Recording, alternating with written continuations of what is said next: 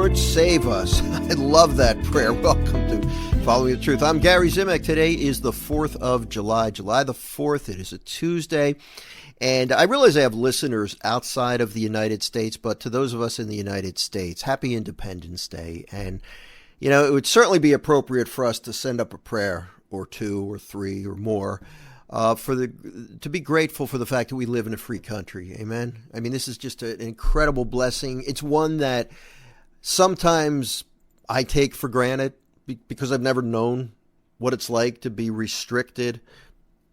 One can make the argument that it's not as easy to profess your faith in the world as maybe it was in the country, as maybe it was at one time.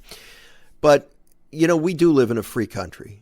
And we're blessed. We're blessed, and the privilege of freedom is one that shouldn't be taken for granted. So just keep it in mind today. I'm going to try to do that. Let's try to keep it in mind, the fact that we are free and that we have the ability to pretty much come and go as we please, worship freely. You know, that's not the case everywhere. So Let's thank the Lord for that today. But what I wanted to talk about is the gospel from today's Mass. This is just a great one of my favorites. Whenever I give a parish mission, this one always gets used because it's so good.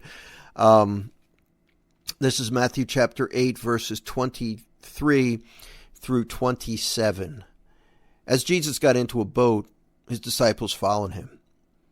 Suddenly a violent storm came up on the sea, so that the boat was being swamped by waves, but he was asleep. Now, normally when I'll read this gospel in my parish mission, I use Mark's version of it. And the thing I like about Mark's version of this gospel is Mark emphasizes that Jesus was asleep on a cushion. So he was really comfy, had his pillow with him, and he was getting some serious sleep. A reminder that Jesus, in his humanity, got tired. So he knows what it's like to get tired.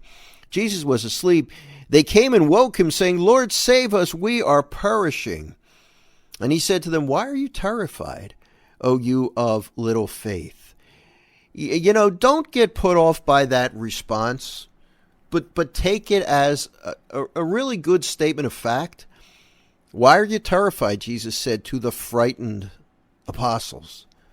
Why are you terrified? By the storm that is beating you down all around you. Why are you terrified? And the reason he can ask that is because he's bigger than the storm. And that's where the little faith reference comes in. In other words, your faith isn't strong enough. You need to believe that I can do this. And then Jesus offered proof by getting up. He rebuked the winds and the sea, and there was a great calm. The men were amazed and said, "What sort of man is this, whom even the winds and the sea obey?" One of the great prayers, and see what happened. It was after the storm was calmed that they were able to sit around and assess the situation, sort of like a little faith-sharing group. Who was this? What did he just do? The reminder for us, and one of the greatest prayers that we can pray, is contained in this gospel. Lord, save us. Lord, save me. I'm perishing. These problems, they're too much for me. If you can worry about something, you can pray about it. Amen? So, and this is something that I have to remember constantly. When I become overwhelmed, I have the opportunity to bring it to the Lord in prayer.